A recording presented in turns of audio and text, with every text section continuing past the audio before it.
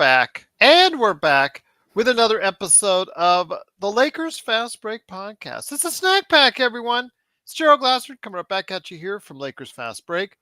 Pop Culture Cosmos, where we cover the latest news and trends in pop culture each and every week, twice a week, wherever you get your podcasts. And on this week's episode, we covered the disastrous weekend for the Marvels, the disastrous weekend for Call of Duty Modern Warfare 3.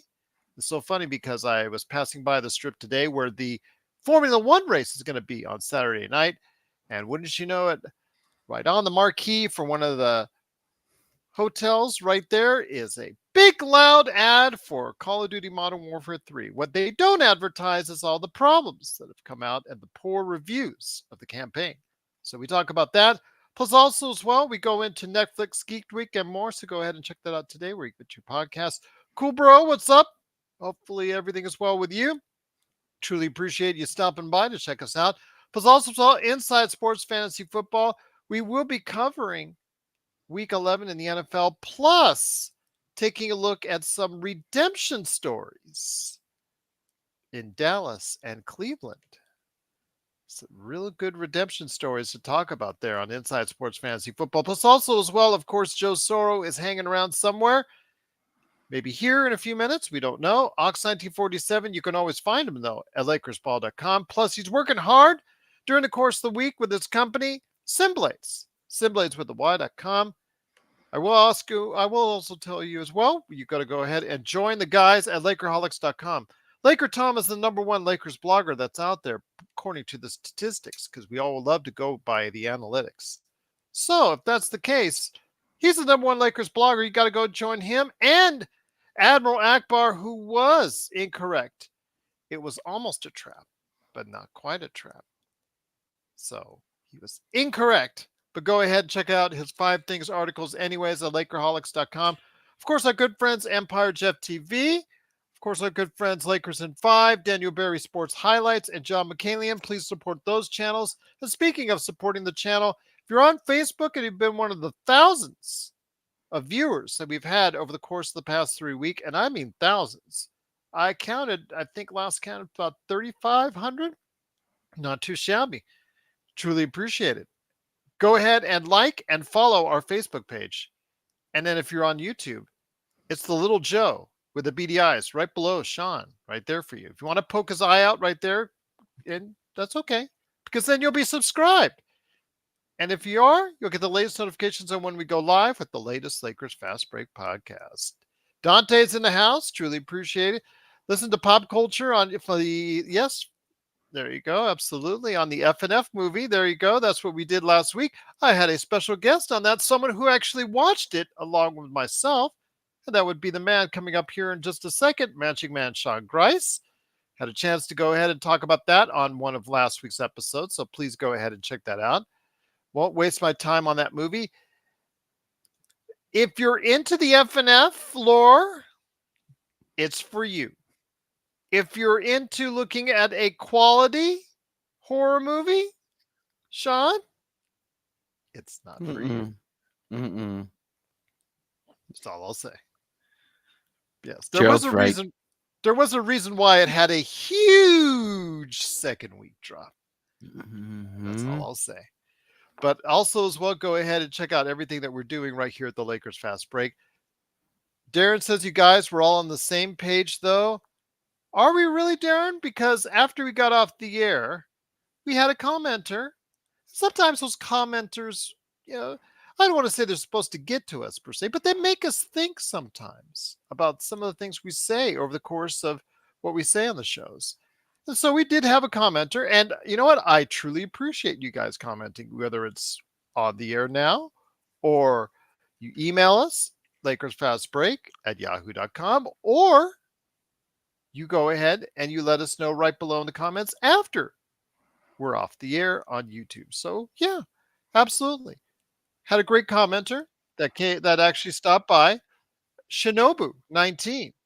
He was on the air after we left off the air. He left his comment and said, you guys are hilarious. It's November. Chill out. The team is getting better. Cam is becoming a player. Rui is starting to find his game. Austin is finding his game. D'Lo had 10 assists and one turnover, which I pointed out by the way, and it was 11 assists and one turnover. The team is getting better, and you guys are too grumpy to even notice it. So I thought to myself, hmm, he could be right. We could be too grumpy. We could be too angry. We could be too disoriented. We could be too just in the moment as far as the struggles for the Lakers at 5-5 heading into tomorrow night's game against Memphis. And saying to ourselves, maybe we should just take a step back. Are we being too critical of the Lakers? Are we being too grumpy when it comes to the Lakers? Or do we see some real issues and concerns that maybe justify the 5-5 record that we now have? And here today to discuss that is my fellow host indeed. He is the madman from Toronto. He did get out of Toronto traffic to go ahead and talk about whether or not he has been too grumpy and if he has been too critical when concerning the Lakers. It is Magic Man Sean Grice. And Magic Man, great to have you here. Ox 1947, I will not disagree with that statement that you are angry all the time. That has been noted several times on the podcast, among other things that you've been called on the podcast. And he's in the chat right now. Maybe he'll try to join us when he can.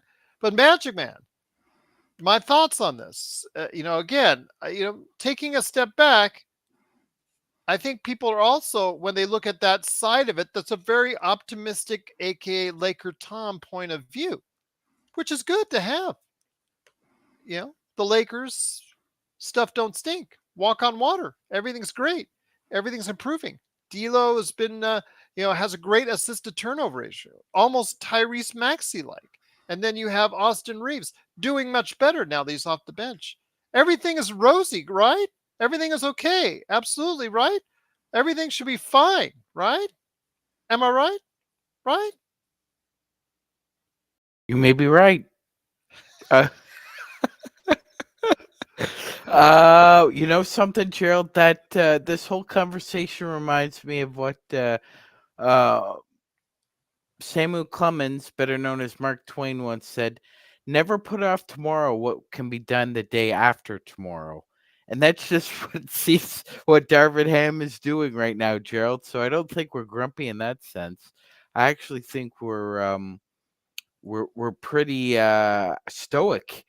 That's what I would call our analysis so far throughout the season. I don't think it's been grumpy or a little salty or choleric. I think it's just been straight up meat and potatoes. We've called it like we've seen it, and you know what? It's not good. 5-5 is a 500 team through 10 games. You're an eighth away through the season now. It's But he is happened. right. We are better than last season. Yeah, It's we are. that is 100% true. No, Technically, he's that's right. it. That's inarguable. I agree. 2-8, 5-5. You'll take 5-5 every time. Of I course. agree. I agree. That being said, when you looked at the schedule, Gerald, you kind of figured, well, maybe the Lakers should be a little bit better than 500 after 10 games, and when you see the lackadaisical effort with the fundamentals, you were still within 10 points of that Sacramento game. You were in uh so you can't point to just they're getting their sea legs underneath them, and But then every team, but let me say, every t- every team in the NBA has like one or two games already this season where they said they could have won. mhm, They should have won. mhm. I mean, we're the same thing. We have two games where we definitely could say, you know what, if the ball went a couple different ways, we could have won that as well, right, my friend? Absolutely, Gerald. Ball bounces another way. Lakers don't go to OT against the Sacramento Kings and just leave that arena with a victory. So, very true. Ardent truth right there. A lot of teams can say that. That being said, Gerald, um, the Lakers are 500, and it's a reflection when you just look at the veneer. You don't even need to look at the taproot. You could just look at the tree. Average offense right now. You Okay. are a below average team when it comes to facilitating. You are a bottom third team when it comes to rebounding. You are Okay. one of the worst teams at not only offensive rebounding, but creating steals and blocks to create opportunities in transition, Gerald. The Lakers formula from last year, and far be it from any of us to suggest that Jared Vanderbilt would be a make or break. He's not. He's not a game wrecker. So despite your 18-7 finish there at the end, you still had basically 5 out of your 6 big guns, and you're a below average offense at this point. Gerald, the defense is getting a little bit better, so I don't think that's a huge concern Mm-hmm. over the season. There are signs it's steadily improving. That being said, the half court offense is still abysmal, and they had trouble scoring in the half court against Portland when AD was not on the floor. So if you're obviously if you're missing AD and LeBron, that's a struggle. But there's going to be times when both of them are going to be sitting, and I'm sure at some point Ham's just going to have to stagger their minutes just based off necessity at some Mm-hmm. point. But but regardless, you're going to have to find some competent way to score with them off the floor, and we found it difficult against a team with half G League players, Gerald, last night. So that was a struggle to watch, and I don't think in totality that game is necessarily a fraction of the season overall, but it is a reflection of how they're playing right now, which is up and down. Well, we've always talked about this season already about how many times the Lakers have played down to their competition. We talked about the Houston game. We talked about the Orlando game. We talked about other games already. In fact, the Portland game. Portland game, yes, LeBron's not in there. We already know about the on off numbers. They're not pleasant, but still, with everybody else, for the most part, outside of Jared Vanderbilt and Gabe Vincent not, in there should have been no reason why the Lakers, when they had a double digit lead, finished it off, put it away, put it to bed, put it to rest. But the Lakers found a way to go ahead and make this game all too competitive and give Portland every chance to go ahead and win that game. And had they had more experience or just even another talented player in the mix, Magic Man, that was healthy, because they also had their share of unhealthy players that were out of the lineup, they could have really stolen that game because we were starting to sense it. Joe, you, myself, Stone, Laker Nick, we all on playback were commenting that we were seeing a downward trend and it was not looking very good for the Lakers last night. So when we're told that we're too grumpy, we're told, and we've been told for years now on this show, especially within the past 2 years, ironically, since Joe's joined, that especially that we're too critical. Although this has been told even before he got here. Especially now that the Lakers are 5-5, with a chance now with this next week ahead of them, clearly with some very beatable teams. No excuse time is the next 5 games, is my opinion. Absolutely no excuse. They should go 5-0. I don't want to sound like Laker Tom when I say that, but you know what? You got to sound like Laker Tom when you're saying that. Even with LeBron possibly out of the lineup tomorrow, absolutely no excuses. 5-0, that has to be the do. Because again, going 10-5, you're much better about your outlook going forward to get one of those top 4 seeds Joe was talking about and lamenting about. So when we talk about being possibly being too critical or being too grumpy, as we were told in the comments, it's for a reason. It's because we see things that we don't like. We see trends that the Lakers are following that we don't like. We see an overall picture that is not painting itself well unless things change. So that's what we're concerned about. Our love for the Lakers also keeps our eyes wide open on why we think the Lakers are doing well or not so well at various times in the season, Magic Man. Absolutely, Gerald. And just as government officials ask, economic experts about lagging indicators because those aren't necessarily embedded into the pie, right? Laker fans come to us for the same thing. We see lagging indicators with the team that maybe everybody else as a collective doesn't necessarily see it, but they're there. We're not making it up. We're not seeing things that aren't there. It's just to maybe the naked eye, it's not as focused as it is with us, Gerald. But you're right. I mean, we've kind of seen this coming. I will say this, you know, I don't think it's hilarious that in 10 games the Lakers have been outscored in every first quarter except one. And that was again against a team that was missing their three best offensive perimeter players.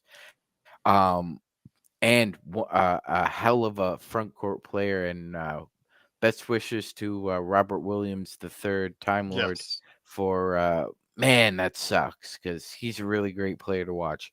That being said, Gerald, the Lakers shouldn't have gotten themselves into a rock fight. And I'll use this analogy because as Gerald was talking about playing down to the competition, it almost feels like that Goliath is going into the Colosseum against David, and all David needs is one shot with that slingshot between the eye, Gerald. And if Goliath lets David hang around, uh, that happened. So uh, the legends of lore are there for a reason. You can't let an upstart or um, Well, a team that on runt of the paper does not litter, have, yeah, yeah, any have anywhere near the business. talent. You shouldn't be in the same building, and yet you're getting into a rock fight with them, and it's the same issues that were from last year. I mean, the difference is they won this game, but the effort was the same. If you're going to look at a game like the Pacers, where Andrew Nemhard just killed us at the end, that was a heartbreaker. Um, if the game went to OT, Gerald, I have a feeling Gerald and Joe were going to say we're not going to win this game in OT, and they would have been right because I mean at that point, uh, Portland was coming. They just ran out of time, Gerald. But that's what I'm trying to tell you. When we see these things that are not gelling as well, I mean, we're a team, an organization, we're in a situation right now, Magic, coming off the Western Conference Finals. We're expecting as a fan base that this team needs to go ahead and play at a certain level. In order for last year's success not to be a fluke, if you Yes, understand what I'm saying. yes, Right, because right now, when you come back off of a Western Conference Final season and you go 5-5, that is not promoting that you made the right steps during the offseason. That's not promoting very well that run that the Lakers had was very believable or sustainable. And you see Denver's just cruising along at 8-2 even without Jamal Murray. And you see some of these other teams that are playing really well. Philadelphia, you see Boston, they're just in cruise control right now. So there's other teams out there from the playoff stretch that are playing at a good pace, at a good play, at a good rate. Whereas with the Lakers, again, with the supposedly revamped lineup, which is supposed to make our depth even better, so far we've gotten mixed results, my friend. yeah, Gerald. That's very true. When you take a look at the top of the standings, I mean, the only two teams that really didn't have a deep playoff run were are Dallas and Minnesota. So that's a very articulate point you made there, Gerald. And yes, the proof is in the pudding, as they say. The evidence is there for the eyeballs. Every other team who made a deep run has either improved or hasn't slacked off. Well, you've gone from an 18-7 finish in the season to then an 8-4 start in the first two rounds and you bombed out in the Western Conference Finals, you should come back either as strong or stronger, and that hasn't happened, Gerald. There's been some really slack. And I think that's an important word to discuss here, because rather than discuss why we're grumpy, why isn't everybody pointing to the fact that there is a severe lack of concentration and or effort with most of the problems, because most of our problems are solvable in house. We do need a little bit of snarl and snot on the perimeter eventually, I think, Gerald. And you should probably look at adding a shooter or two that maybe wouldn't crumble under the bright lights of LA. But other than that, I think your biggest problems are being able to be solved in house. But the fact of the matter is that, do we have the right coaching staff for that as well?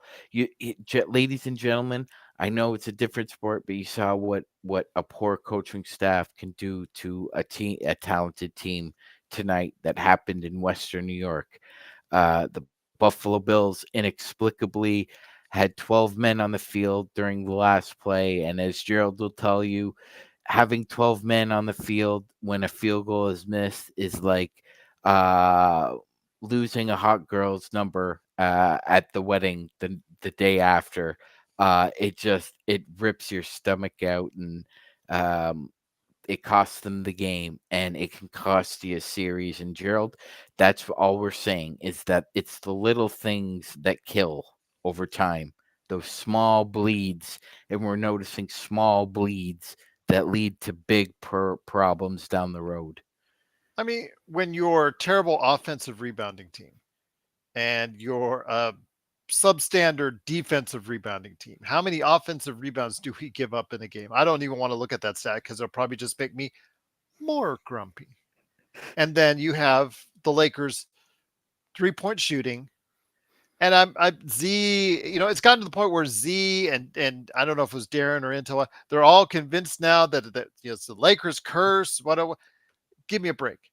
Suddenly that curse doesn't affect the other team playing on the same court, making their threes. So Yeah, yeah, and don't get, yeah, no, Gerald, don't give me that. A great hitting right fielder doesn't forget how to hit in Yankee Stadium or Chavez Ravine, and a great um hockey player doesn't forget how to score if they get traded from New York to Vegas, Gerald. That's ridiculous. I agree 100%. The Christian Wood shooting 40%. He Is is, is and he Chris, struggling? Is he yeah, got the curse? yeah, and as I pointed out earlier, and I'll give our audience a look as well, Gerald. It's not just the accuracy from the three that's a problem. It's the frequency. The wrong players are shooting the wrong type of shots, and that's why they're not falling. Good Christian point. Wood is the only player who's shooting above 37% from three from the non corner and the corner. That's a problem. And it's myself and Joe pointed out last night, when Rui Hashimura, LeBron James, and Christian Wood are your best 3-point shooters right now, you have a problem with shooting. It's a problem. How do you solve a problem like Gabe Vincent and Cam Reddish can't hit a corner three? They, those are two little wrinkles right now, Gerald, that are hemorrhaging the offense. It really is. It's an internal bleed. Nobody really sees an internal bleed until you rub on that stomach and it gets a little hard. We see the bleeds. Remember, we were talking for most of the season about how the Lakers, on one hand, had that many corner threes. I was thinking about it, and remember Cam Reddish in the Phoenix game. Cam Reddish may have made as many corner threes in one game as we've made all season before that time. Quite the possibility in there. I don't know. I'm assuming that's not the case, but it's close.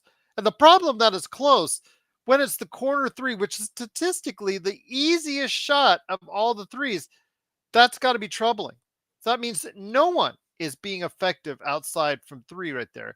And if it takes Cam Reddish to go ahead and come and save the day for you from the outside, that is a big problem as well, my friend. And you call us grumpy, that's fine.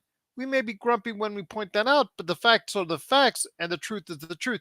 You have guys like Prince, Reeves, and Russell that are supposed to be your target shooters, your volume 3-point shooters with accuracy. Let's put Wood aside. Let's put Rui Hashimura aside for a second, because those guys, if they give you 37 to 40% shooting on any volume, consistent volume, that's a bonus. That's a Mm-hmm. win to me. But when those three guards, or if you want to call Torian Prince a small forward, those three guys are not shooting above 35, 37%, especially Mr. Torian Prince, who guaranteed he would be above 40%, that's a problem. That's a concern because those guys were all around 40% last year. And if they're closer to 30%, that's a big issue that you have right there. Yesterday, the Lakers managed to win the game with only 4 made 3-pointers all game long. But you're saying we're being too critical. You're saying we're being too grumpy about these. We see these things played against teams with that barely throw out a lineup at this point in time, and you're telling us that we're too grumpy. That's, to me, it's just a concern that we're supposed to relay to you. We cannot go la di da di da. Everything's great. Austin Reeves is now fantastic, second coming of Manu Ginobili, according to Darvin Ham. And then you have D'Angelo Russell. He's got now assist to turnover ratio better than Steve Nash, and all that. You cannot go ahead and just say, okay, that's great and all. But you got to remember, D'Angelo Russell still ineffective defensively. Austin Reeves got demoted because he's also ineffective defensively. And there's issues and there's problems throughout, but there's also things that you can find that are good as well. Again, Austin Reeves now finding his note, now finding his way and navigating his way as a coming off the bench guy, as a role man, as a six man type of deal. You've got Rui Hashimura coming back from his injury, really starting to play well, almost like the Rui, almost as good as the Rui of the playoffs. And I said before in the summer, if he plays anywhere near that level, that's a big bonus for the team. But again, these are small things that are coming. And D'Angelo Russell, the assist to turnover ratio, that's great. But again, you got to go ahead and make sure you have defenders around him. And we'll talk about the injury status of Jared Vanderbilt here in a minute, and for LeBron James coming up for tomorrow's game in a minute. But again, there are some things you can look at as positives, but you do have to be concerned overall when the Lakers are still only 5-5. Yes, absolutely, Gerald. And There's there's 31.8 and climbing on the percentage rate for lacrosse. yeah, we were at Only 29. up from here. Yeah, 29.7 coming into the Phoenix game. So yeah, we're moving on up percentage by percentage. Yes. Gerald, I have to say something here, and credit to Darvin Ham for talking up Austin Reeves, but please, sir, please do not compare Manu Ginobili and Austin Reeves. That's not fair to Manu Ginobili, and it's definitely not fair to Austin Reeves. Before Manu Ginobili ever stepped on an NBA court, Gerald, as you know, he was already an accomplished basketball player globally. He won an MVP in the Italian league. He won championships. He was an accomplished FIBA player for Argentina.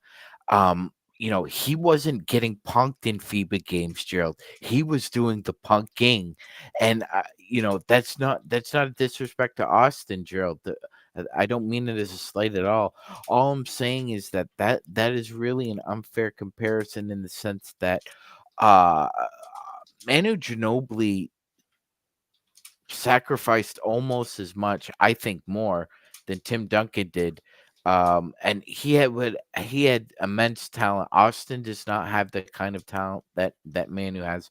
I think if you're talking about a great sixth man, I think Austin definitely could be uh, akin to a Detlef Schrempf or a Tony Kukoc, somebody off the bench who's got a nice shooting touch and can run an offense a little bit. Um, those guys I think would be more in his wheelhouse rather than trying to compare to a Hall of Famer. That and with that being said, that we're pointing out small flaws that are going to show up big later on. Right now, it's only 10 games. It's an eighth through the season, but there are just small things that we see. And by the way, some of them aren't very small. Myself and Gerald both know the problem with D'Angelo Russell isn't game 1 to 82. The problem with D'Angelo Russell is game 83 and beyond. How effective is he defensively game 83 and beyond? That's what matters most. He got played off the floor in the most significant moment of the season for the Lakers, Gerald. Um, and it hasn't improved. It hasn't improved. Those flaws, I'm sorry, I don't see an improvement. You don't see an improvement necessarily either. Stone Hansen hasn't seen an improvement. Joe hasn't seen an improvement. I really haven't seen any other Laker community either on the web or outside our circles who believe that there has been significant improvement with his defense. And nobody really can make heads or tails of what the hell Jared Vanderbilt's going to be about because we just don't know, Gerald. That's great. That's great. We got an update about an update, right? But we really don't know anything. But good on the Lakers for the big tease. So let me give this out. And once again, it's the Lakers Fast Break. It is the Magic Man Sean Grice and me, Gerald Glassford. Thanks so much for watching and listening. Truly appreciate you joining us. Wanted to go ahead and mention Jared Vanderbilt has given the update upon all updates. Yes, we were being so. I will say, Magic. Maybe we were being a little bit facetious when it came to the announcement of what's going on with Jared Vanderbilt. I will give people that on that.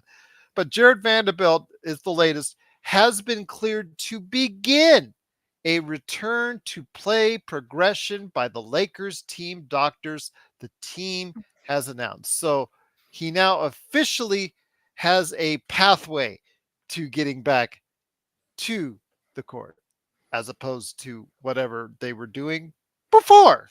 So the one thing I wanted to say that maybe people were also saying in the chat, Z and Intel Wild, last night's chat, they were saying and they were talking about how maybe I was being too critical of Jared Vanderbilt's importance to the Lakers because they were really buying in on the importance of Jared Vanderbilt to the Lakers this season. I'm not trying to underestimate him, but he is a rotation player. He only gives you so much at certain points in time. He can, if he's played correctly and put out there in a good lineup that's built around or that works well with him, that Darvin Ham puts out there. If they really figure it out, he can really be advantageous for your team out there. Conversely, he's got flaws in his game that, if exploited, can also work against you, as we saw in the playoffs. It worked both for the Lakers and against the Lakers as far as having Jared Vanderbilt at their times. He's a rotational player. That's what rotational players are. Rotational players have flaws for the most part that you can exploit. But also conversely, there's also rotational players on the other team that you can exploit them. It's a chess match. That's why, especially in the playoffs, these things stand out a lot more. I understand that Jared Vanderbilt is a great hustle player, good rebounder, good on point defender, and he does bring those things to the game, which the Lakers certainly do need. But I don't want to over impact the performance. I don't want to tell or buy into this that Jared Vanderbilt I don't want to say he's the greatest thing since sliced bread, but I don't want to say he's so important to the Lakers that when he comes in, you're going to see such a dramatical change in the team. I'm hoping that that's the case, and I'm proven wrong.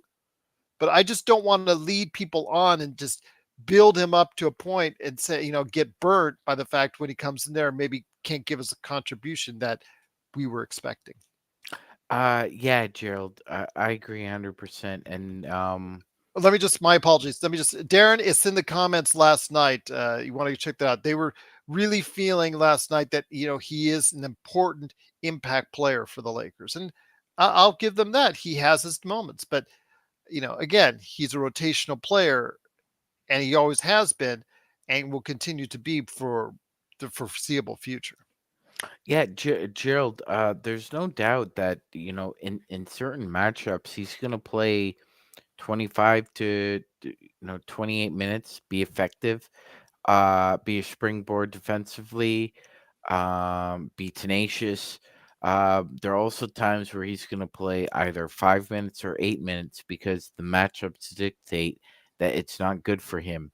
Um, it shouldn't need to be stated. That being said, the Denver Nuggets had all the information they needed on Jared Vanderbilt. Gerald. They're Yeah. the ones who identified him in the draft. They had him in the building first before Minnesota, before Utah, before the Lakers did. They knew who they were dealing with, and they were able to play him off the floor, as we saw, Gerald, because Jamal Murray has a certain set of skills in his bag that are a little bit more efficient than, say, Steph Curry or John Morant, and the Nuggets exploited that, Gerald. And we're going to see that again. Jared Vanderbilt can be very effective against guards like John Morant and Steph Curry. He can also be effective against bigger point guards like Luca. He has effectiveness with Devin Booker and Brandon Ingram, but he also has his flaws as well, Gerald. A team like the Oklahoma City Thunder with Chet Holmgren and the Williams brothers. I call them the brothers, but you get my point. They have a lot of size, a lot of length, a lot of skill that would place somebody like Jared Vanderbilt off the floor. And that's 100% correct. I mean, Gerald's assessment, I agree with. There are certain matchups where he's very advantageous to have as a perimeter defender, but then there are other matchups where he is just a void, either offensively or defensively. And as we stated before, you need at least four really good defenders around D'Lo. And if you have D'Lo and Jared Vanderbilt on the floor together, you need to compensate Vanderbilt's deficiencies offensively, drilled, and But it's you a need three constant good shooters shooter. around Fed. It's like It's it's a an juggling. oxymoron there. Yeah, it's It, a it, paradox. yeah. It's such a paradox, Gerald. Great point. Yeah, Ham has such a paradox. Looking at this objectively, it's so true. That's a great point, Gerald. I mean, there were times last year when Vando only plays like 10, 15 minutes. Why is that? Because they can't find him with a lineup that works well with, when they play against the team that they're facing against. It just, the matchups don't work. So he is in certain matchups very important to the Lakers. And in other matchups, he will not be important to the Lakers. It's just that simple. That's what rotation players are. Christian Wood, even to the point where you get D'Angelo Russell, even to the point where you get to Austin Reeves. These guys are all rotational players. They all have their flaws, but yet they all have their strengths that, if properly utilized by the coach and properly implemented and properly, as far as teammates alongside of them, can be also utilized very well, of course, as well.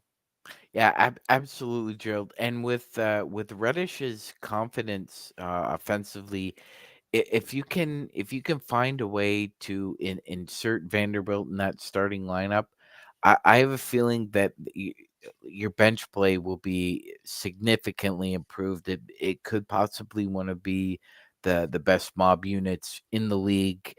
Um, Especially considering the fact that, as Gerald has pointed out, Rui slowly he hasn't taken enough shots from the corner to really make heads or tails about whether or not he can take them and make them. But he's made enough non-corner threes where I think he needs to be fed more there, Gerald, because I think him and Wood can be effective from the corners. The Lakers just have to find better actions. And again, this is the frustrating part about Darvin Ham is that if you had um like 5 boxes with different sets, it seems like Ham would go to the one box he likes the most, Gerald. It's either garish or it looks the best, or he thinks that he could get the most out of it. Rather than experimenting with all the different boxes, he has his favorites, and that has posed a problem because, again, because our middling offense is so predictable, it makes in-game adjustments easier for the opponent than it is for Ham to adjust to what they're doing, because they don't really need to make adjustments off what we're doing because we're predictably running very similar actions. The thing though with Adam and Darren, I agree with it when it comes to Gabe Vincent. And once again, it is the Lakers fast break. It is the Magic Man Sean Grice and me, Joe Glasser. Thanks so much for watching, listening. I know a lot of people are talking about Gabe Vincent in regards to if D'Lo falls apart in the playoffs, if we continue to keep him on the team past the trade deadline. Gabe Vincent, which Gabe Vincent are you going to get? Gabe Vincent is a very streaky shooter. He carried Miami in stretches in the playoffs with his hot shooting. But conversely, when it came down to it in the finals, he got cold as ice and got played off the floor. So, if you're able as a coach to recognize when he is on fire and play him to the hilt. Go ahead, put him out there and just see if he can go ahead and take you home. If he can't, then obviously that's going to be a problem for the Lakers. We just finding consistent role players, Magic Man, is extremely difficult in the NBA. And I think that's the key to a championship. With Denver, they found a consistent role player in Brown. Bruce Brown played exceptional for them throughout the playoffs, and especially when it mattered the most. And that's what really got the job done outside of Nikola and Jamal Murray, was how well he played, plus also as well Aaron Gordon, KCP, MPJ, those role players, because those guys are role players to an extent. They played their role to a T, and they were consistently good time in and time out. Plus, they got Christian Brown, Braun. Those guys together, that's what drove them to the championship last year. And that's what you will find in championship runs by any of these teams is not only you will find where the stars are being the stars, but the role players step up and are consistently good when it matters the most. That is so hard to find in the NBA as far as consistent role play from your non-stars that are out there. And so that's what you're continuously going to get it. So when we look and when we see these guys, we're pointing out their flaws. We do point out their positives, Magic Man, but we have to understand that I don't want people to come in and just expect so much for Vando, expect so much for him to go ahead and save the day and lead us on this charge and give us all this energy and things of that nature. And it just doesn't happen. First of all, when he comes back, he's going to be very limited in his minutes. So people got to understand that. So when you finally get the Vando that we are used to seeing, that could be late December at the earliest. So, I mean, people have to understand that, you know, when it comes to what we have on this roster, we have some talent on this roster. We should be having a better record than we do now. That's why we're concerned. That's why we're being critical. That's why we're just pointing these things out, because this is a more talented team on paper than their 5-5 record indicates. 100%, Gerald. And Gerald, it's interesting now that I'm processing and thinking and reflecting, and at the same time, The team that benefited the most from the shrapnel from the Russ trade, Gerald, and the shrapnel from the KD and Kyrie disintegration was the Denver Nuggets. They needed snot and snarl on the perimeter, Gerald. Remember, the year before they won the championship, the Warriors knocked them out. And Denver realized that they needed snot and snarl on the perimeter. They had the shooting, they had the rebounding. They just needed a little bit more snot and sandpaper. And they identified Davies Caldwell Pope, snatched him up immediately, Gerald, after that debacle, and got a pretty good deal for him. And then identified Bruce Brown and got him. We've talked about it, Gerald.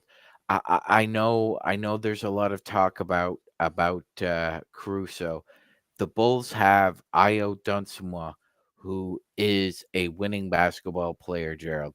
He plays a kind of snot and Dosunmu? snarl Dosunmu, plays a snot and snarl game similar to Alex Caruso. They also have Pat Williams. It's not as if Alex Caruso is the only hot item on the Bulls menu.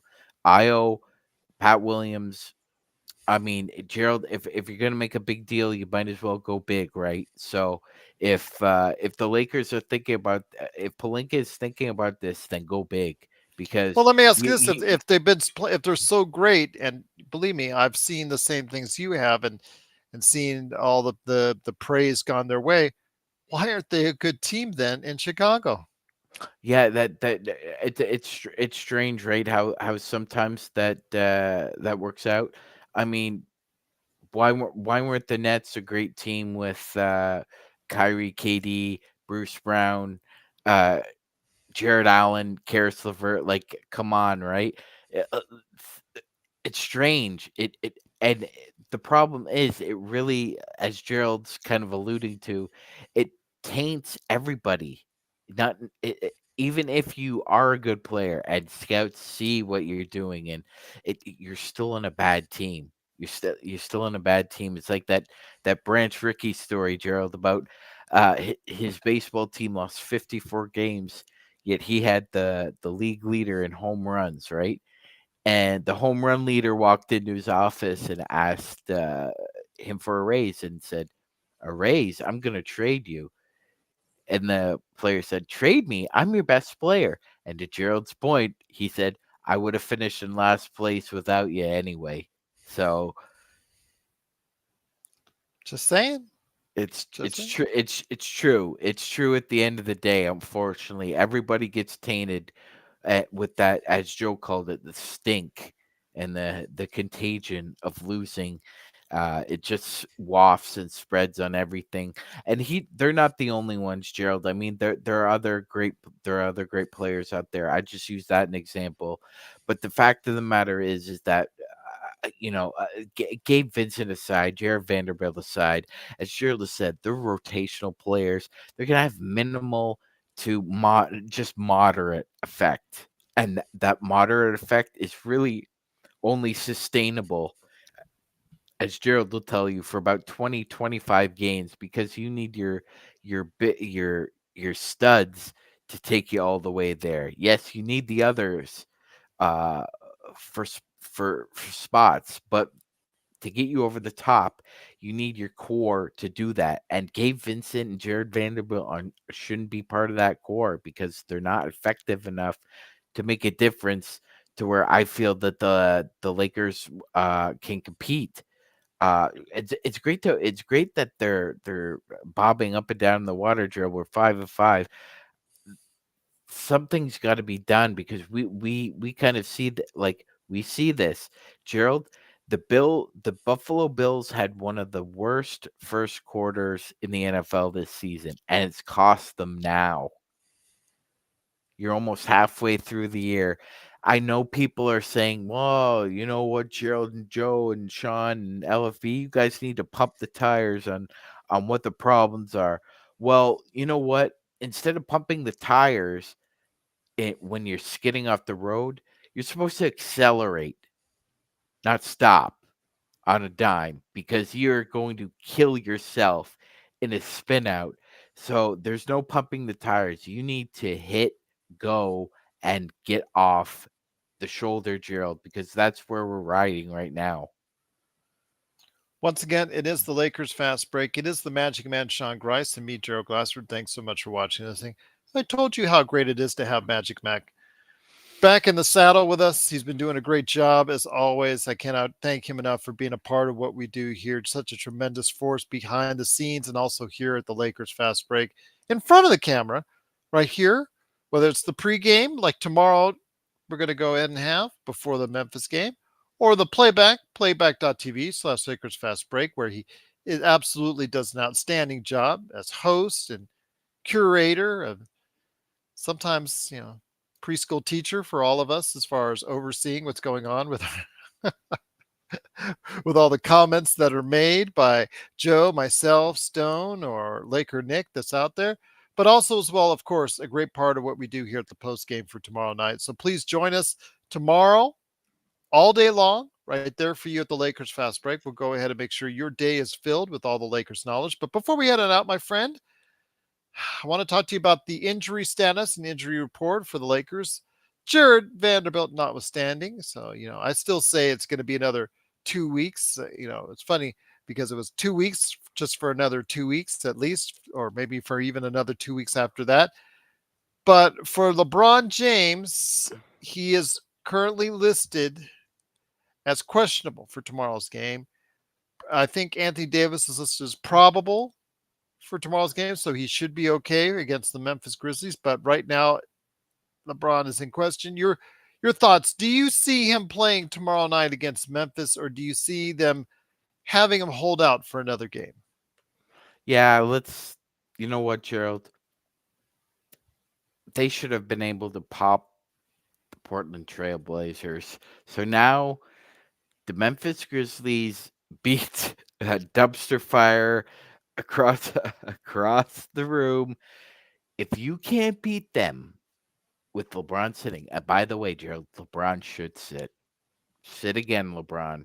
Take a night off again because you've been carrying this load for way too long already, and it's about time. Put your foot down and say, "Go get it," because I'm not gonna be out there. You guys can get this yourselves. You don't need me. And AD should take it upon himself, Gerald, to have. And I'm predicting this, Gerald. AD is going to have a huge game. He wanted to rough up Triple J in the playoffs because Anthony is both a proud man and a very proud teammate. And he really wanted, I think, to show up Triple J on the defensive end. And I think he wants to do it again. Um, and Gerald, with Dylan Brooks gone, honestly, a lot of the luster and pixie dust from the Grizzlies kind of tete-a-tete with LeBron has kind of lost a lot of its flavor. So I would love it if LeBron would sit out this game because then he's going to be available again for the Sacramento Kings on a few days rest, and we're gonna need him. It is, of course, like we talked about, the Memphis Grizzlies coming into town, or actually they're already in town because they already beat the Clippers with James Harden and that whole crew. Are they going to do the back to back against the Lakers? Will they go ahead and win 2 games in Los Angeles? We'll find out tomorrow. Hoping not.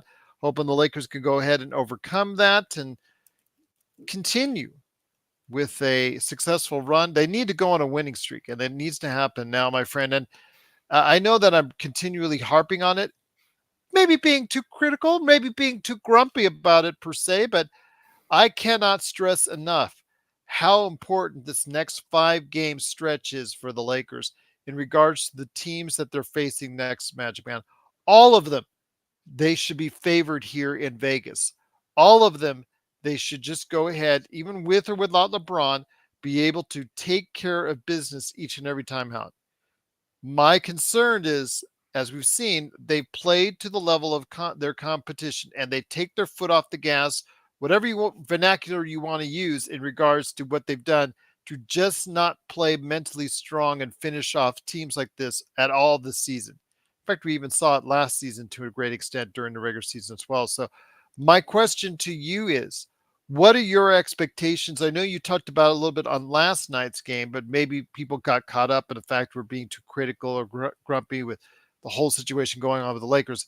What are you expecting for tomorrow? Actually, for this next week, this next full week of games, the next 5 games for the Los Angeles Lakers? You know what, Gerald? I really expect all 5 games to be a concerted, focused effort, regardless of the team, regardless of the record. You come in, you pay attention to your own house, you pay attention to your own teammates. Everything else will take care of itself.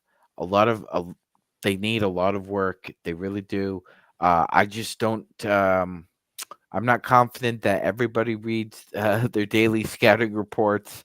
Uh, so I expect if that's not going to happen, then you come out with at least the right attitude and the right frame of mind to focus yourselves on getting on a heater here. You've won 2 in a row.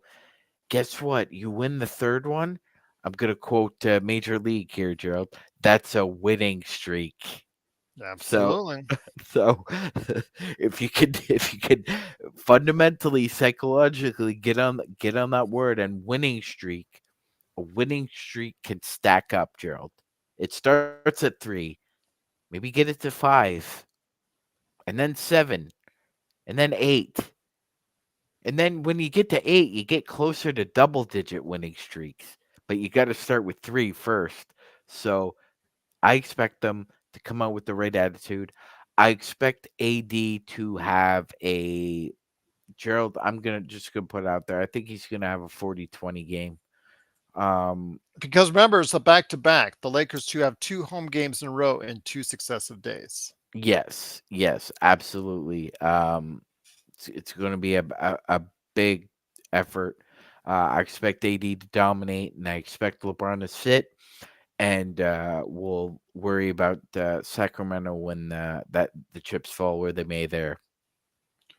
Once again, it is the Lakers Fast Break. It is the Magic Man Sean Grice, along with me, Joe Glassford. Thanks so much for watching this. If you ever have any questions or comments, feel free to go ahead and send it. Riddell sent us another email today in regards to Cam Reddish.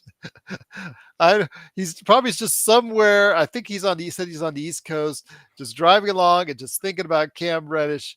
You know, he is playing well, and he did wish him well. He's hoping it works out for the kids. So even his vernacular in regards to Cam Reddish has changed, and it's good to see. You know, I have been able to eat a lot of crow when it comes to Cam Reddish because the fact that I did not want him on this team. I was poo-pooing it from the get-go, way back in December when it started trending on Twitter that he should come to the Lakers, and I didn't realize he had that versatility and defense in him in regards to that. He never showed this in Atlanta, never showed it in New York, never showed it in Portland, but now he's showing it here. The offense, I know that was something where he thought he was noted for, has seemingly been inconsistent. At some point in time, like I told Rodell, when Max Christie and him had what 18, 18 No, opportunities at that point in time to go ahead and have a decent game.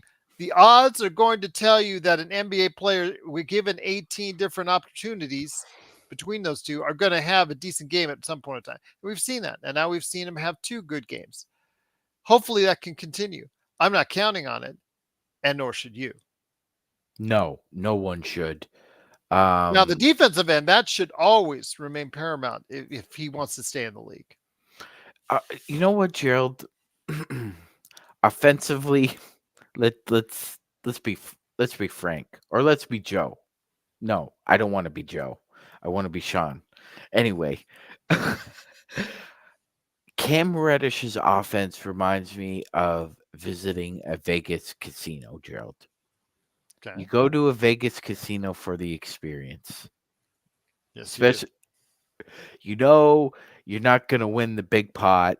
You're not going to win the car. You're not going to walk out of there with bags of money. It's an experience. So you got to, if you're going to pay the ticket, take the ride. You got to enjoy the experience. And I know when I go to Vegas, I'm only bringing about $1,000 with me. I'll have probably nothing left when I leave, but it was a great experience because it was an experience. And that's what it is with Cam Reddish. His offensive production is an experience, and an experience can be a good thing or a bad thing. And with him, it's a little bit of both, with a side order of you don't know what the hell's gonna happen over the course of an 82 game season, other than the fact he's going to get into another slump. At some point in time, it's he's just not a consistent enough player, and he just doesn't have.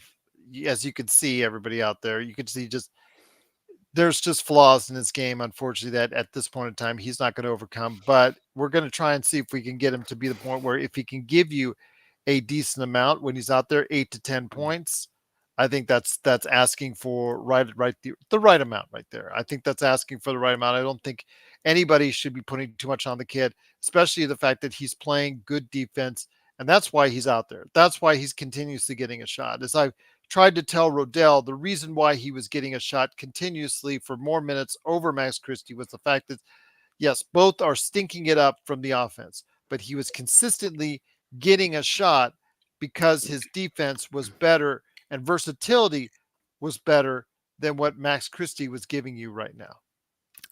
Yeah, absolutely. And we talked about it. It was going to be an arms race between those two about who wanted the minutes more. You've seen it so far. It's Reddish's want over both of their wills. He just wants it a little bit more than both of them are willing it. I'm just going to say to Dante, appreciate it, my friend. Mm. Appreciate the contribution to our great city here. Thank you. When you finally come here, he says, "I'm walking out of Vegas a winner. I don't care what you all are saying. Might not be much, but plus money."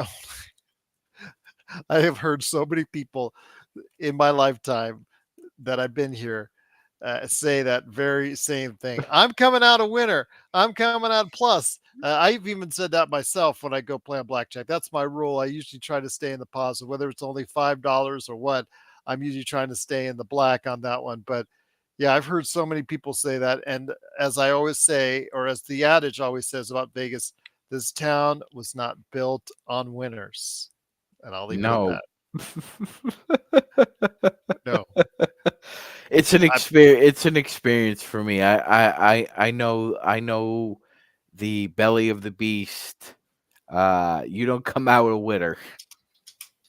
Adam, yes, he is. Max Christie is blowing it right now. I know he's a 20-year-old kid, and I don't want to put any undue pressure on him, but he is playing for a new contract. He is playing for dollars.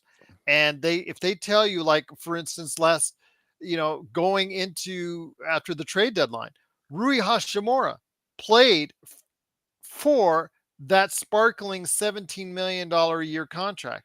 Austin Reeves played for, yes, value or not value, whatever you want to say, $14 to $15 million a year contract. D'Angelo Russell, when he was shooting well, like against Memphis for those spurts that really turned on, he was playing for a new contract. So Hey, Max if Christie, a- same thing, a lot of money on the line. And if he's not playing well, it's going to be a struggle for him to get something more than a minimum next Absolutely, summer. absolutely, Gerald. And even though he is his draft pick, if Rob Palinka can work out a situation where he gets a second rounder or two second rounders for a player like Max Christie to acquire a shooter or somebody he believes is going to actually be effective for the Lakers, then he will make that move. Yeah. Max, not only is Christie's place in the rotation in question, his place on the team is also in question as well because he may not live to see the outset of his Lakers contract, Gerald. Um, at this point in time, we really don't know what the Lakers think about him at all. You would think at this point you've had him in the building for almost a year and a half, Gerald. So you would think by now they know what they've got. And I mean, reading the tea leaves, it, it, they'd be willing to bargain if you made if you made a great offer.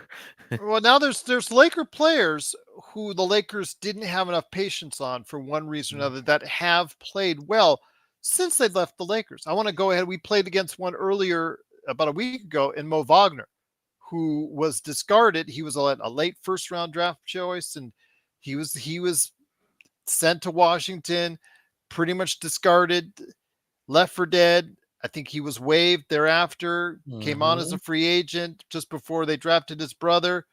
Look at him now. He's flourishing.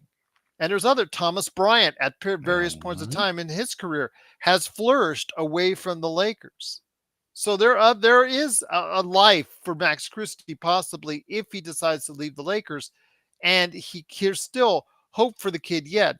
I'm just hoping that somehow the Lakers can find, with their vaunted player, management, the player development that they supposedly have that's supposed to develop all these players. And the proof's in the pudding. There's a lot of rotational players that were drafted originally by the Los Angeles Lakers out there right now. So the proof's in the pudding there. The problem is they're out there and they're not playing for the Lakers. Right, Gerald. They're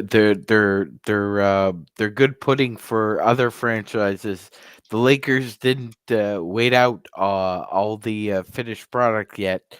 Uh, very true. I mean, that Mo Wagner move really looks uh just like a kind of like a punch in the ear. It really hurts. Getting punched in the ear is not good. And that's kind of what it felt like now watching Mo Wagner flourish with the Orlando Magic, Gerald. 100%. Um, Ivica so Zubats. Victor Zubats, yeah, just here, go across the room, please. Oh my goodness, yeah. So, I mean, Kyle Kuzma. Kuzma, yep. So there's definitely a list of woebegone and hopelessly given up names that made Rob Palinka eat it. 34 points tonight for Kuzma. Yes, it's on the Uh, worst team in the league, but still. and they gave up a 43-point lead to the Yep. Toronto over the Toronto Raptors. Unbelievable. Unbelievable. Yeah, I saw that tweeted out by Bobby Marks. Just absolutely terrible. That is a bad team for you, everyone. Definitely a bad team indeed. But once again, we're hoping that the Lakers are not going to be a bad team. So if you think we're too critical, you think we're too grumpy, you think we should chill out and all that, you could always let us know. Or do you think we're on the money with our concerns over the Los Angeles Lakers at 5-5, heading into what is going to be a very important week where they're going to be favored in the next 5 games. The question is, will they go ahead and play like the favorites and play well? We'll have to wait and see. But they are having a back to back at home at the Crypt against the Memphis Grizzlies. Then, right after that, the next day, Sacramento. So please join us starting with the pregame tomorrow, where we talk about what's going on heading into the game against the Memphis Grizzlies. And of course, playback.tv/Lakers Fast Break. Join the fun there. Magic Man, Laker Tom sometimes stops by there. Laker Nick is always there. Great to have him part of that. Stone Hansen has been stopping by as of late. Joe Soro, is there and he's uncut, unfiltered. Although last night he was pretty unfiltered here as well. So go ahead and please join the crew today at playback.tv/Lakers Fast Break. And then, of course, we close out your evening tomorrow and the next night with the best post game in town right here at the Lakers Fast Break. Magic Man, any thoughts on the Lakers or the NBA before we head on out, my friend? You know something, Gerald? Just early thoughts. Ime Udoka definitely front runner for Coach of the Year right now. MVP, I think, Gerald. It's as great as Embiid has been playing. That to me, it's the Joker's uh I'd have award to to agree. I'd start out for me right now. Tatum. Yeah, Tatum, Yeah, but Boston's cooled off just a smidgen. smidgen. So Yeah. I say right now, Joker. And if Embiid, I really would not give it Embiid because of one reason. Tyrese Maxey might be more the MVP than he is. Yes, and far be it Luca for too. me Good point. Luca too. far be it for me, I don't think he'll win the award, but, MVP, but Maxi is definitely gonna win most improved player. Although that, a lot of people look at that award as iffy, right? It's kind of like a backhanded compliment, but the fact is that it's not only his offense that's improved, Gerald. He's locked up a lot of very good perimeter players defensively as well. So I would say right now most improved. Right now, it Maxi's in the lead, but Gerald Benedict Mathurin is playing very well for the Indiana Pacers, and that's another story to watch. The Pacers and the Rockets. We thought the Thunder would be as well an up and coming team, but it looks like the Rockets are neck and neck there with the Thunder. Gerald, they've decided to steal a little bit of thunder from Oklahoma City as far as their youth movement is concerned. I would wait to see. I want to give it another couple weeks, maybe another month before we finally determine if the Houston Rockets, Dallas Mavericks, Indiana Pacers, my God, that's a fun team to watch. They don't play anything resembling defense, but they remind me of like, I feel Doug like, Moe. It's like Doug Moe. Moe. The Doug Moe, Paul Westhead reincarnation is being played out on the screen every time I watch Indiana Pacers. It's great. It's a lot of fun. It's absolutely fantastic to watch unless you're trying to go ahead and be a defensive stalwart or just trying to go ahead and point Well, out defensive issues because there's plenty of defensive issues when Indiana plays. But again, a lot of fun on the offensive end. absolutely, Gerald. And I think 20. 11. He's averaging 11 assists. I think, Yes, yes. I think he's averaged over 12 since Jamal's been out of the lineup. So yeah, I think that brought him And up to 11. and as much as LFB was telling the rest of the basketball world, watch Philly flourish with Maxi with the ball instead of Harden. We said the same thing about Tyrese Halliburton. This is a superstar. We think the Kings made a very in the moment move that will not pay dividends overall, Gerald. And now we're seeing it bloom with the Indian Pacers. And Gerald is correct. 20 years ago, in a full head of hair, Rick Carlisle would not stand for this kind of defense. I'm He would incorrect. actually. I'm incorrect. He's averaged 11 since Jamal's It's, up, but he's only averaging 8 on the season. My okay. apologies. I want to Yeah, correct myself. he started out scoring blitz those first three I or also four want to games. correct another mistake I made, Magic Man. Hmm. I expect Jimbo Fisher. I said I think $85 million was the buyout. I'm so sorry. It was closer to like 77, Oh 78 my God. and a half. Yeah. That's, That's ungodly. yeah, that's so terrible. My gosh, where will he? We might have to help him out for money for lunch.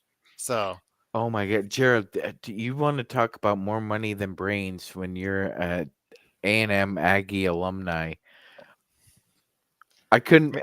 There's no way in how you'd get Duke, USC, people like Gerald to spend money on that garbage that they call Jimbo Fisher. well, it's the thing right now with Lincoln Riley. I mean, Lincoln Riley was the greatest thing since sliced bread, and they're going to, sign him to one of those 10-year contracts after what he Yeah, did, give him the last year. Godfather deal. Yeah, Yeah, but unfortunately, we've seen what happens there. I still think, as you and I talked about, we thought that the coach that they should have given a bigger chance to, unfortunately, was not given a bigger chance to, and he went on to LSU and got them a national championship. Now, mind you, he ultimately got fired after that, so it's he feast or got. famine with him. Yeah, But and Ogeron got Vogel too. yeah, I think he deserved a longer He stay did. at He Oakland. did. Yeah, Yeah. but Yeah. it's one of LSU reminds me of Texas A&M, reminds me of USC. You'll have like one or two great seasons, but it's about sustainability year in year out, and they don't have that with those programs right now. Right, and that's the problem. USC is not the USC of the 2000s when they had sustainability year in year out. Yeah. It was. Texas It was. A&M. It was Could he? cycling of talent at USC. Yeah, Yes. it's just a matter of talent. It's where it's going and how it's cycled and how it's utilized, and that's part of the problem. Oregon has consistently been a great team year in year out. Washington now is great, but then they have their off years as well. It's just there's certain And Gerald, teams the that funny actually thing with continue to play Washington, them. the funny thing with Washington is, right, when and we're getting off topic, we'll get out of here soon. But the funny thing with Washington and Chris Peterson is those early Washington teams in the playoffs year were built on defense. Their offense was just anemic at best. And now they're basically outscoring, outshooting you. So yes, like Gerald was saying, cycles happen, and it's about recycling and trying to change with the times. And I mean, it's crazy right now, Gerald. Like, I think that's one of the worst jobs in jobs right now is Yeah. being a college recruiter because it's a 24/7 job now. Free agency is 365 days a year because of the transfer portal. You never know when the next disgruntled kid is around the corner, just like in the NBA. And it's just not, I don't think it's worth the stress, Gerald. Zangerstein, please do not give the Clippers any ideas on how to fix their team. We like them Mm-mm. just the way. Yeah, we want them miserable. Alan says, "Why are media people saying Austin is better than D'Lo? Is this just fandom of a player?" That's a good question because in spots, and but we'll go ahead and head out after this. But D'Lo, we saw in the past couple games as a distributor. Sometimes he can really, when he focuses in on being a playmaker, can really get the ball where it needs to go. And we saw his assist to turnover ratio 11-1. You can't ask much more than that. Yes, he's terrible on the defensive end. And ultimately, that's in a playoff series, that's what would come to light as we saw last year. But why are we saying D'Lo is not as good as Austin Reeves as a player right now, my friend? Yeah, it's befuddling to me, honestly. There, yeah, I wouldn't sharpen my blade for Austin Reeves right now They both have over flashes. Flashes. Yes. Yeah. Yeah. Not either one is pure iron. But they both cut pretty well, and as Gerald said, both a little jagged as well. That's a great question. It, I think it could be a combination of both what Alan and Gerald were saying. I think it's a combination of, somehow, Austin just, clean cut, um, middle of the country kid, Gerald, shucks, humbled, um, versus, D'Lo's been in the league, since 2015. Reputation kind of precedes him. Um, to be fair, he has a better relationship with the media, Gerald, but at times he can be surly. Whereas Austin Reeves has been more conciliatory, accommodating. I've never really seen him be rude or impolite to any media members. I can't say the same thing about D'Angelo Russell. That being said, um, I also think it's what Gerald has said as well. It's you see the positive effects that they both have, yet those positive effects are better when one of them is on the floor and the other one is not. They can't play together. Um, and I really don't want to see this kind of narrative where it's kind of divide and conquer. It's almost as if you have to. It's like Darwin's choice, where he's got to choose between D'Lo and Austin. I don't think it's a I think Darwin's Alan, my, choice. my apologies for interrupting. But if you take a look at Alan's comments, tell me, let me go ahead and say it and then tell me what you think. I wanted you to add on to this. This is adding on to your conversation. That's why I didn't interrupt you on it. To me, they're almost the same player. Just Austin gives effort all the time. D'Lo has been better stat wise, so I'm confused by this narrative. I think they are very similar players. I That's a think very good point, Alan. Yep. I think Austin's a little bit better off the ball. D'Lo's a little bit better on the ball. They both can attack, as Z was saying in the chat. They both can attack. Well, Z was saying D'Lo is an attacker and scorer. I think they both can attack and score. I think they both can go ahead and be off ball. I just think one does it slightly better than the other.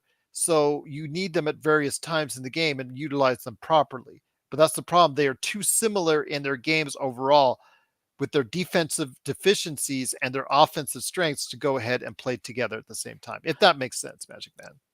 Actually, it does in a sense, Gerald, because at the same time, while they both have complementary skills, those complementary skills don't actually are star-crossed.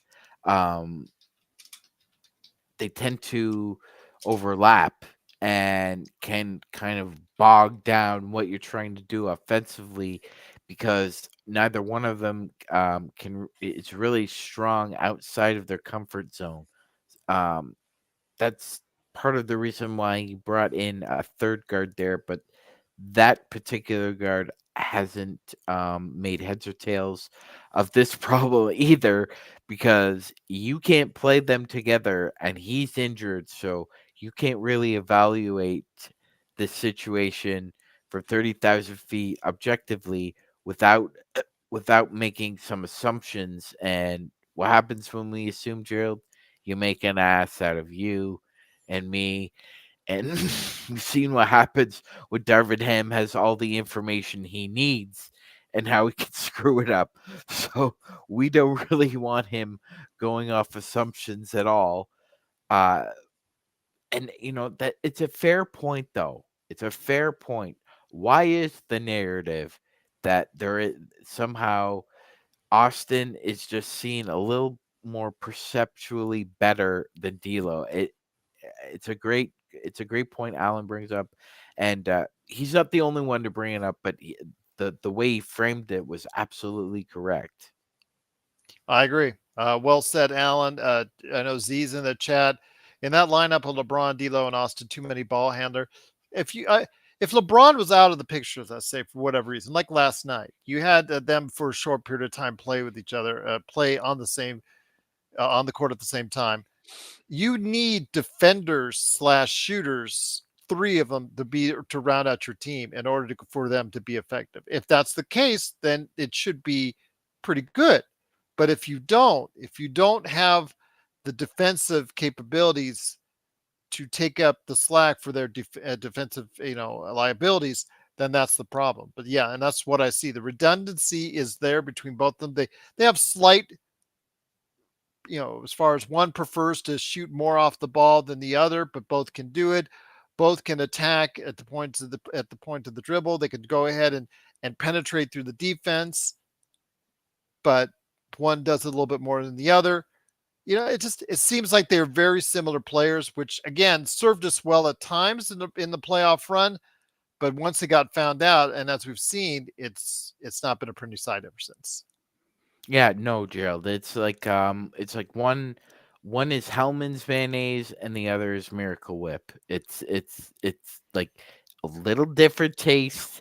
Look a little different. The consistency, it's a little different, but essentially it's both. It's mayonnaise at the end Yeah. of the day. Um, as Gerald has said, like a little dissimilar games.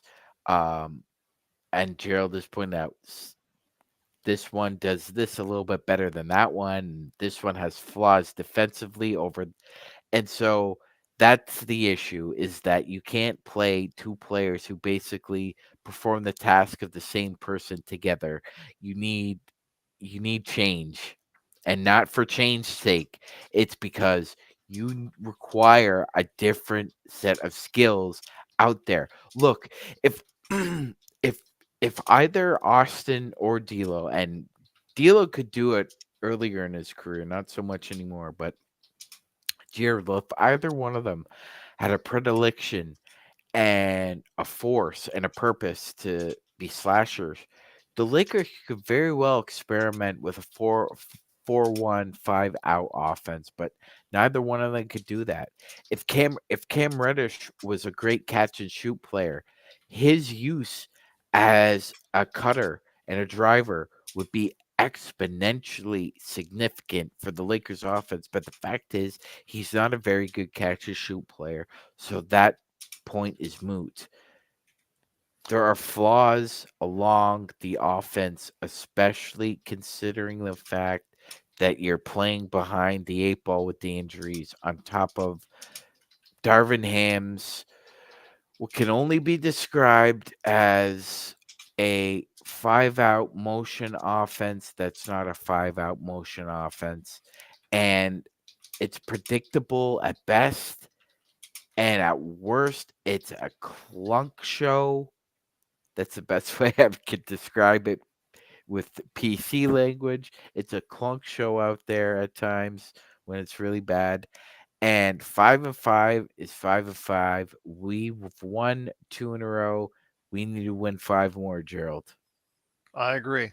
Wholeheartedly agree on that. So, are we being a little bit too harsh? Are we being a little bit too critical? Are we being a little bit too grumpy when it concerns the Lakers, my friend, before we head on out? I would say grumpy, yes, harsh, no. Okay. Maybe a little grumpy. But then again, it's because we are concerned. As we're concerned because we're huge fans and supporters. And as much as we enjoy talking to everyone here, we're going to tell you truthfully how we feel. If we tried to butter things up for you, if we tried to go ahead and paint that rosy type of, we put on the Laker Tom purple and gold colored sunglasses and just try to, tell you that everything's going to be okay, I think you're kidding yourself if that's the case. I mean, if you want to go those other channels, some of those other channels will paint the rosiest picture for you, even if it's not the truth. And that's just not us. That's not what I started 4 years ago. That's not how I feel 4 years ago. I was saying even before I went and started the show how I felt about the Lakers each and every day to anyone who would hear me. And now I'm doing that again even more. So, Joe, he tells people, out on the street, or as Ox1947 at LakersBall.com, how he feels specifically. So you're not getting different versions of us. If you hit me up on the street and you say, hey, Gerald, really like what you do at the Lakers Fast Break. Are you guys really that mean? Or do you guys really feel that way on the Lakers? I would say yes, because we have seen so much of the NBA over the course of decades of watching this game that this is how it can go if the Lakers don't make changes or don't apply themselves in certain ways to go ahead and make it sure that it stays a positive instead of a negative. Because 5-5 to me is a tipping point. It can go one way or the other. 100%, Gerald. It's like a bridge. Now, the coach is concerned. I mean, we went all into detail on that on the Saturday show. Magic Man, if you want to lay in some thoughts on Darvin Ham, or do you want to save that for a rainy day, or do you want to gauge it a little bit more after 10 games? I think we'll gauge it a little bit more, Gerald. Okay. Darren says, basically, Gerald, you picked the wrong game to stop sniffing glue. Oh my gosh. The Naked Gun references they're flying. Airplane was the last time. Now it's Naked Gun indeed. So I'm not sniffing glue. Sorry. I say it. I call it how I see it, and that's what I'll always continue to do. Yes. There were a few of them for Lloyd Bridges in that one. He had a lot of vices in Airplane. Oh yeah, absolutely, from Airplane. Yes, that's where from Airplane.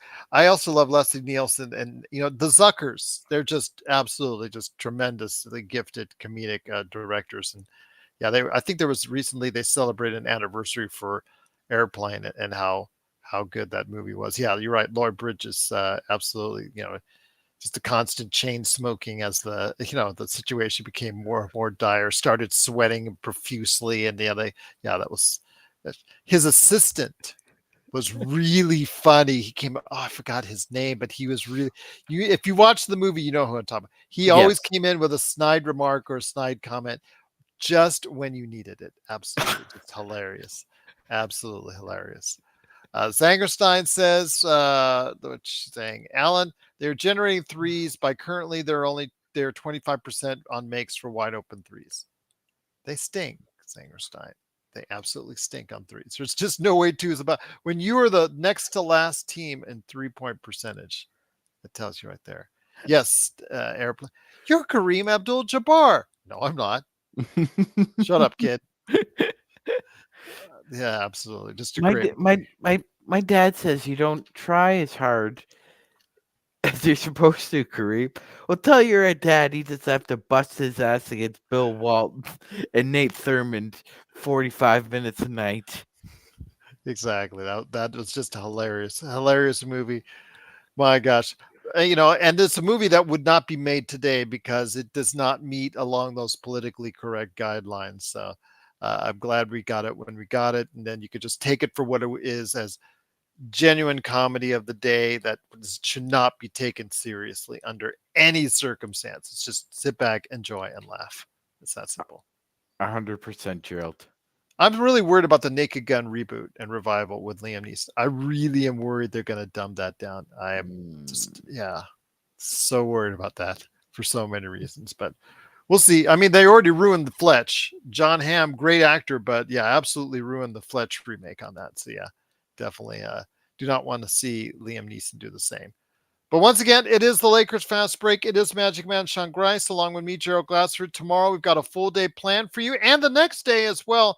Don't forget pre-games for both days, Tuesday and Wednesday. First up against the Memphis Grizzlies on Wednesday against the Sacramento Kings. Both games at the crypto.com arena. Don't forget as well, we're on playback. Playback.tv/Lakers Fast Break. Join the gang for a whole bunch of fun. And then, of course, the post game. The best post game that's out there and the best chat room that's out there is, of course, the Lakers Fast Break. Magic Man, just so great to have you back in the saddle with me. Any last thoughts before we head on out, my friend? You know, Gerald, I don't think we're grumpy. I think we're in the midst of a very bad recurring dream that we're trying to wake up from. And maybe that's a disassociation with the harshness because we're seeing a bad dream and we're just describing it back to everybody. Well, I just put it out as far as the odds. What are the odds of teams constantly coming back from losing records to get to as far as where the Lakers got to last year? Last year was almost a one of a kind It season was it was it was a one of a kind season. for a team to go 2-10 to get to the Western Conference Finals and have an opportunity to get to the finals like we did. It's just not heard of. And so, if that's the case, the odds are against you from doing that again if you should start the season poorly. So that's why I'm saying these next games are critical. If the Lakers go 10-5 after the next 5 games, or 9-6, they have to play above 500 ball from this point forward. And if they can do that, then our minds will be at ease a little bit better, and we'll be less cranky, we'll be less grumpy, and we'll be less critical if that's the I case. absolutely, Gerald. And just remember, when we made that trade, we were 25-31. So even after that 2-10 start, the Lakers really only went 23-21. They basically played 500 ball up until that point to get to a point where they were just as close to 500 as possible. And it took you until the last week to get over that hump. A lot of things worked out your way last year. I don't see that happening again. Especially given the environment that you currently find yourself in. Everybody had a whole summer, especially in the Western Conference, to watch Darvin Ham's coaching throughout not only that Denver series, but looking back on what he did against Memphis and Golden State and Gerald. It's a copycat league, like all leagues are. As soon as one team finds out something to exploit, the next team will try to exploit the same thing until you have a hold on the breach. And until you hold the breach, they're gonna keep pounding, Gerald. It's gonna be catapults, swords, all kinds of weapons, and you gotta be willing to make that adjustment. And we're concerned that through 10 games, seen it, Ham's up and down again. We'll see what happens, my friend. But it is the Lakers tomorrow against the Memphis Grizzlies. And then Wednesday against the Sacramento Kings. We'll see what's going on with that. So please go ahead and make sure you follow us. Make sure you stop on by. Subscribe if you haven't already to get the latest notifications on when we go live on the air with the latest Lakers Fast Break podcast. So for Magic Man Sean Grice, it's me, Gerald Glassford. Thanks again for watching and listening. Truly appreciate it. Zanger Science says, true, Sean. That's why the Cavs and Wolves beat the Golden State Warriors. They've got the Lakers book. Well, that's the only thing that bothered me was that all I heard was this praise on how the Golden State Warriors were doing so well through the start of the season. And you look, they're just right above us at 6-5. So, and then Magic Man, when are you going on the Suns podcast? Funny how they've been very quiet about bringing you on, you and Joe. Yeah, Gerald, they're dealing with a lot of problems on their own. Oh, I feel so Yeah, bad. yeah. It looks as though there's almost a civil war brewing with the Suns fans, Gerald. Half of them want Vogel fired, and the other half don't know what to think. I can't believe that they were saying in their chat as I was looking at it the other day, on and off, off time and whatnot, that they want Chris Paul. Some of them wanted Chris Paul back, and that was just like I can't believe my eyes. Yeah, when Gerald told me that, I had to go back and see for it myself, and I It's took right there. pictures. I took pictures just to make sure, so I have evidence for them next time they want to bring that up.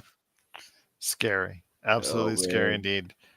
But once again, it is the Lakers Fast Break. We'll find out what's going on tomorrow. We'll provide you the full pregame, whether or not LeBron, hopefully we'll find out or know for sure if he's going to play tomorrow or Wednesday or both. And then also, of course, playback.tv for the full live game coverage. And of course, the best post game in town starts tomorrow night as well, right here at the Lakers Fast Break. Thanks again for joining us. Please like and subscribe. Don't forget our merchandise store. The link is in the description below. Go ahead and stop on by. Some great holiday gifts are right there waiting for you to go ahead and get a loved one that loves the Lakers Fast Break. So go ahead, or at least go ahead and give the subtle hint to a loved one. Hey, honey, how about some Lakers Fast Break merchandise? That would be a great Christmas gift. Something like that. So you can go ahead and order right there. And then, as we've already seen, Henry got his, Darren got his, Sean, Joe is already wearing his. So yeah, you can go ahead and show off your Lakers Fast Break merchandise indeed. So go ahead and check out the link below and support any which way you can. Support us right here at the Lakers Fast Break. So for Magic Man Sean Grice, it's me, Gerald Glassford. Again, thank you so much for watching and listening. We'll see you tomorrow for a full day of coverage right here at the Lakers Fast Break Podcast.